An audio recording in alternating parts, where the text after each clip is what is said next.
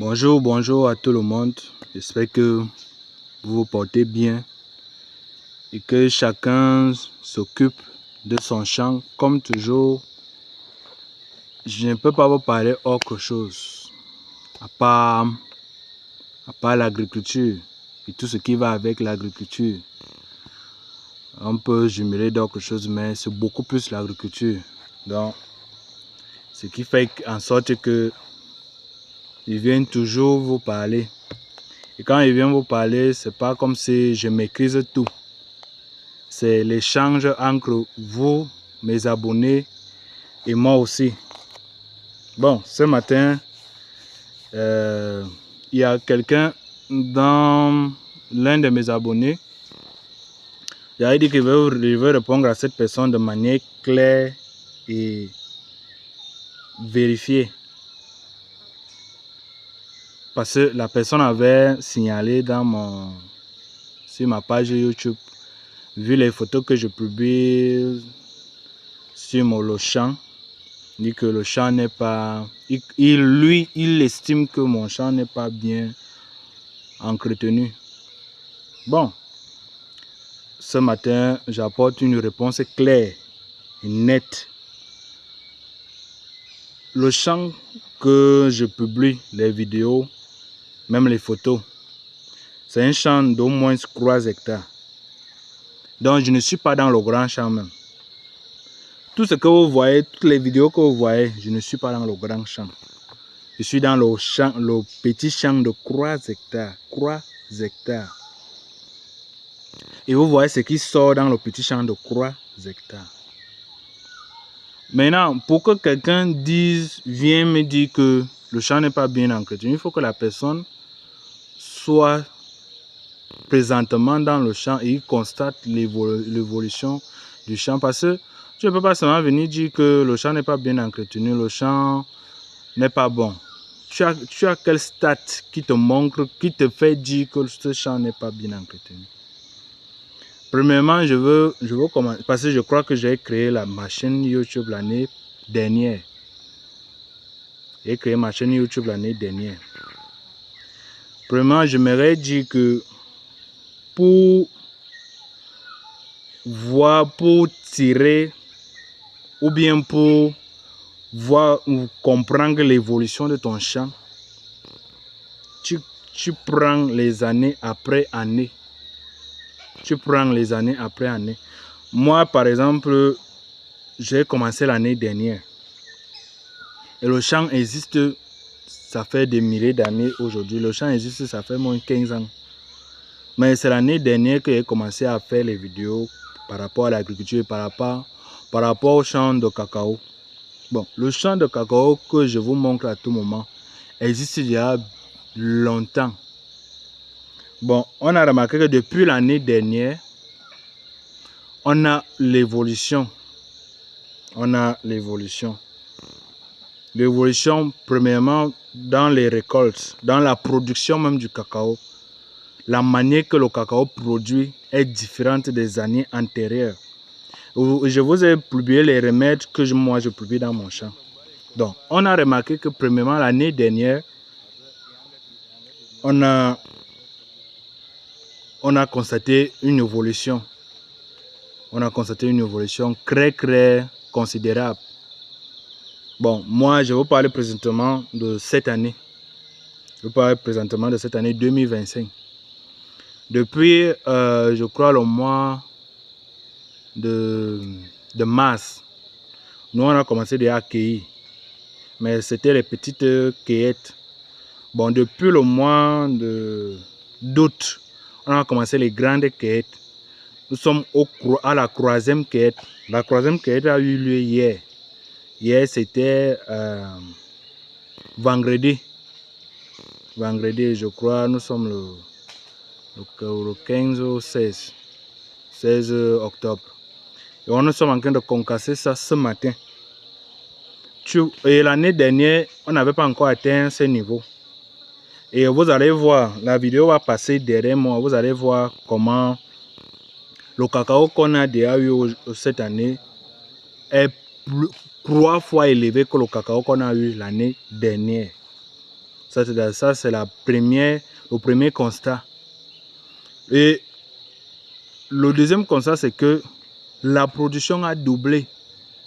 Il y a beaucoup de personnes se plaignent cette année que le cacao qu'ils sont en train d'enlever dans les tiges, il n'y a plus, ça ne produit plus. En fait, il n'y a plus, ça ne produit plus. Donc, dès qu'ils ont enlevé, c'était bon. Mais nous, dans mon champ, dès qu'on enlève, ça reproduit. Dès qu'on enlève, ça reproduit. Je vous ai donné déjà les remèdes qu'il faut dans votre champ. Donc, ça, c'est le constat que je voulais apporter à la personne qui disait que le cacao n'est pas bien entretenu. Et vous allez voir derrière moi, vous allez voir la vidéo après, comment comment le champ est vraiment, ça produit vraiment. Nous sommes à la 3e cueillette.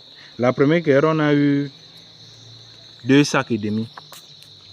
La deuxième cueillette, on a eu aussi près de 3 sacs et demi.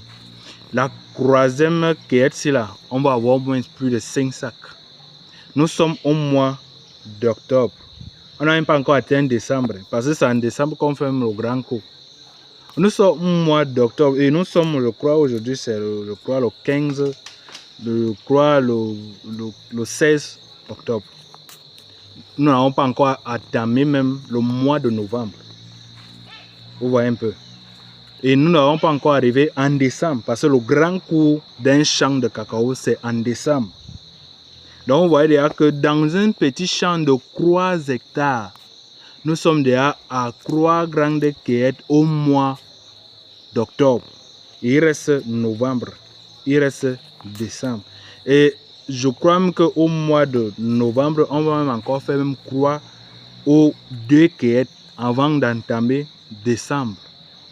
Donc vous voyez que dans un champ que quelqu'un dit que le champ n'est pas bien entretenu, un champ qui n'est pas entretenu ne peut pas donner autant de production. C'est pas la grande... Je vais vous amener en novembre, je vais vous faire visiter le grand champ qui a plus de 100 hectares. Ça, c'est le petit champ de 3 hectares que je vous montre à tout moment. Bon, regardez vous-même la production. Et constatez l'évolution d'un champ de 3 hectares. Nous sommes en octobre. Nous n'avons pas encore entamé même novembre, même ni décembre. Mais nous sommes à la 3e cueillette.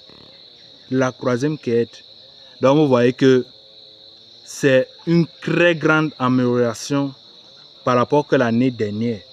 Et un champ qui n'est pas entretenu, un champ qui n'est pas crêté, ne peut pas donner autant de choses.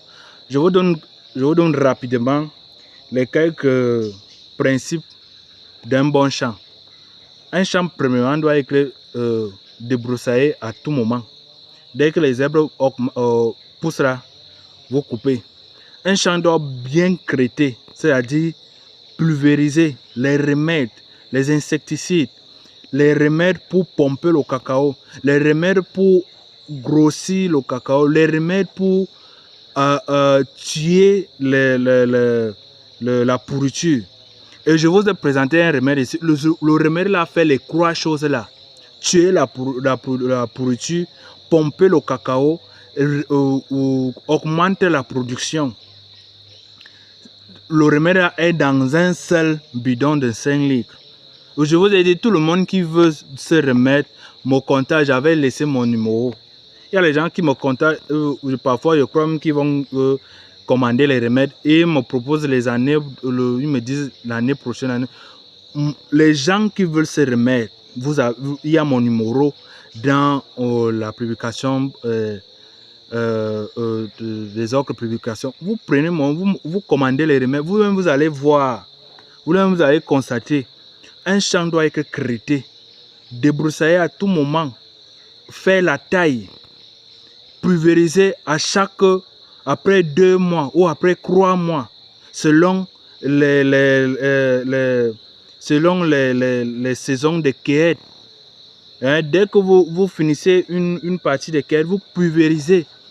Dès que le mois de janvier arrive, là, vous continuez avec les remèdes, vous pulvérisez pour que le champ reste en bon état. Vous n'allez pas voir la pourriture. Dans le champ, s'il n'y a pas la pourriture cette année. Et quand je vous amener dans le grand champ, vous allez même m'étonner parce que ce que vous présentez là-bas, c'est autre chose, c'est un autre monde. Je vous montre souvent le champ de 3 hectares. Vous voyez ce que ça sort, vous voyez ce que ça produit. Donc, les gars, vraiment, mettez-vous au travail. Donc, je voulais apporter une petite idée à la personne qui disait que le champ n'est pas bien entretenu. Le champ est correctement entretenu. Vous ne pouvez pas imaginer ce qui sort dans le champ cette année. Tout le monde qui arrive ici dit que c'est comme si on a autre chose. Non, on n'a pas autre chose. C'est seulement les remèdes que je vous ai présentés là. C'est ça qu'on met. C'est seulement ça. Et on prie Dieu. Parce que c'est Dieu qui donne la production. C'est Dieu qui a donné la terre. Il nous a demandé de travailler. Donc on travaille juste, on remet tout à Dieu. C'est simple que ça. On fait ce qui est nécessaire à notre niveau, nous les humains. Dieu lui fait sa part. C'est clair. Il n'y a pas autre chose. Il n'y a pas rien, tout ce que vous pouvez imaginer de mystique là, non. S'il y a le mystérieux dans ça, c'est seulement Dieu. C'est Dieu qui donne, c'est Dieu qui fait tout. Donc c'est un peu ça. Merci beaucoup. Continuez à partager. Abonnez-vous. Merci pour vos messages.